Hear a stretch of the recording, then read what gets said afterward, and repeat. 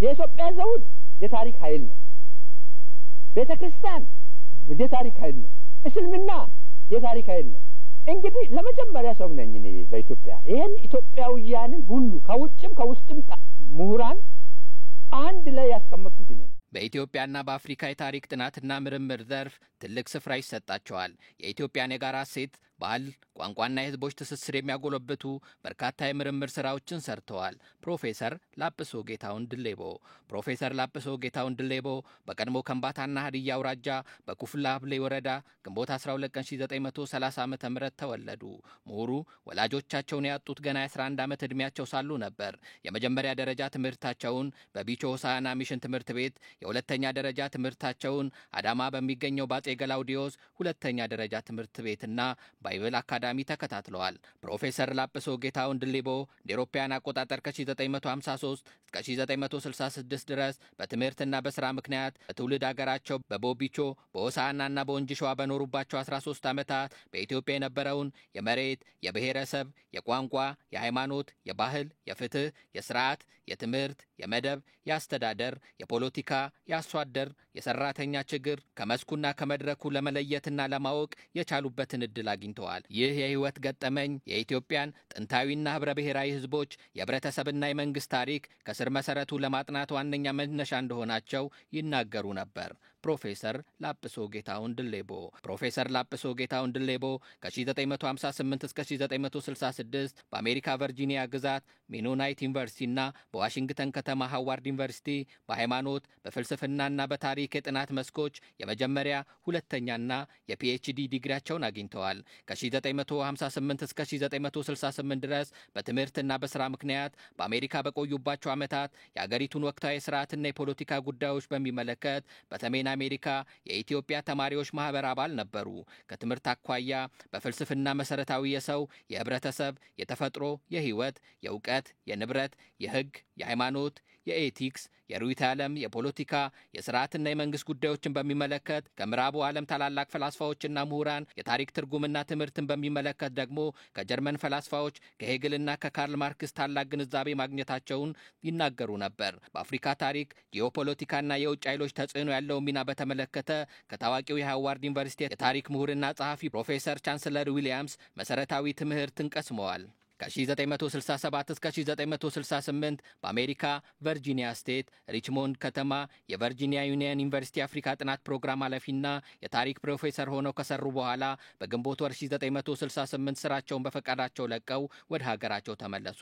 ከ1968 እስከ 1989 በማስታወቂያ ሚኒስቴር፣ በባህል ሚኒስቴር፣ በኢትዮጵያ ብሔረሰቦች ጥናት ኢንስቲትዩት፣ በኢፌዴሪ የህገ መንግስት ኮሚሽንና በፌዴራል ፓርላማ ዋና የታሪክ ኤክስፐርት በመሆን በድምሩ ለ21 ዓመታት አገልግለዋል። በእነዚህ ዓመታት የኢትዮጵያዊነት ታሪካዊ መሰረቶችና መሳሪያዎች የተሰኘ በ1999 የታተመ ጥናታዊ ስራቸውን መሰረት በማድረግ የኢትዮጵያ ጥናታዊና በአውርታዊ የብዙ ህዝቦች፣ ቋንቋዎች፣ ሃይማኖቶችና ባህሎች ህብረተሰብና መንግስትን ታሪክ አስመልክቶ ጥልቅ ትንተና አቅርበዋል። በዚህ ስራቸው በእስልምና ታሪክ ውስጥ ትልቅ ቦታ ያላትን ኢትዮጵያና በኢትዮጵያ ታሪክ ውስጥ ሰፊ ስራ ያለውን የኢትዮጵያውያን ሙስሊሞች ታሪክ በሰፊው ዳሰዋል። ይህንኑ ስራቸውን በአገር ውስጥ ቋንቋ ጽፈው ለህትመት በማብቃት ለብዙሃን ከማዳረሳቸውም በላይ በተለያዩ መድረኮችና በመገናኛ ብዙሃን የህዝቡን የታሪክ ምልከታና ግንዛቤ የቀየሩ ሰፊ ምሁራዊ ገለጻዎችን ሰጥተዋል።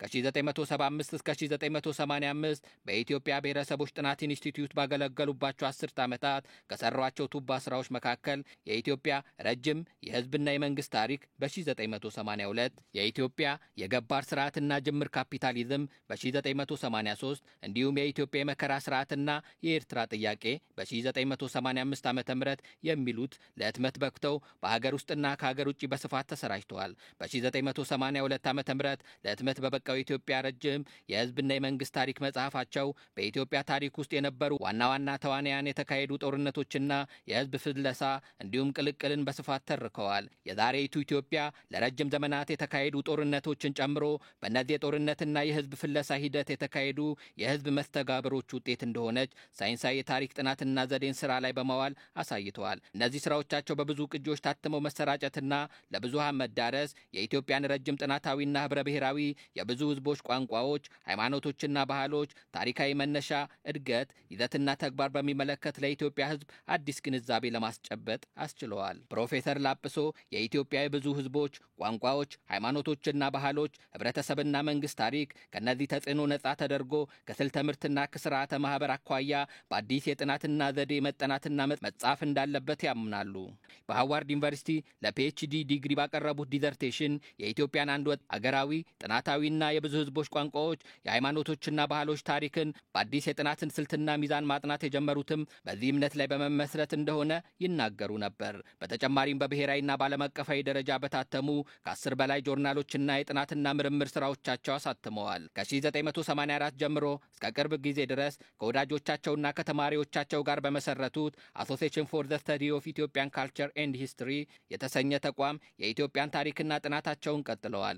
የኢትዮጵያና የኢትዮጵያውያን ታሪክ እንዲሁም ኢትዮጵያዊነት በጠባብ ፖለቲካና ትርክት ከመበየን ወጥቶ የታሪኩ ተዋናያን በሙሉ አካታች በሆነ ቅኝት በሳይንሳዊ ሰነዶችና የታሪክ መረጃዎች ላይ ተመስርቶ ከእምነት ይልቅ ለእውነት ቦታ በሚሰጥ የታሪክ አጠናን ስልት ሊጠና እንደሚገባው በስራዎቻቸው በተግባር ያሳዩት ፕሮፌሰር ላጲሶ ይህንን ሐሳባቸውን በየመድረኩ በአጽንኦት ተናግረዋል። የእርሳቸውን የኢትዮጵያ ታሪክ አረዳድ እይታና ፍልስፍና የሚገልጸው የኢትዮጵያ ታሪክ የሁሉም ካልሆነ የማንም አይሆንም የሚለው አባባላቸው ነው። የሀገራችን ህዝቦች የማንነት ግንዛቤ በከፍተኛ ደረጃ ባደገበት በዛሬው ዘመን የሀገሪቱንና የህዝቧን አንድነት ጠብቆ ሊያሻግራት የሚችለውም ይህ ትልቅ እውነት እንደሆነ በጽኑ ያምኑ ነበር። ፕሮፌሰር ላጲሶ ጌታሁን ደሌቦ ፕሮፌሰር ላጲሶ ጌታሁን ደሌቦ በተወለዱ በ88 ዓመታቸው በትናንትናው ዕለት ጥቅምት 30 ቀን 2018 ዓ.ም ከዚህ ዓለም በሞት ተለይተዋል። የአስከሬን ሽኝትና የቀብር ስነ ስርዓት ነገ ማክሰኞ ህዳር 2 ቀን 2018 ዓ.ም እንደሚከናወን ያገኘነው መረጃ ያመለክታል።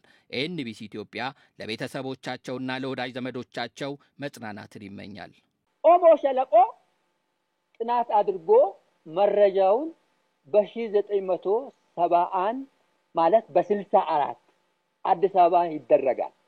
በዚህ ስብሰባ የተጠሩት 165 የዓለም ሊቃውንቶች ናቸው።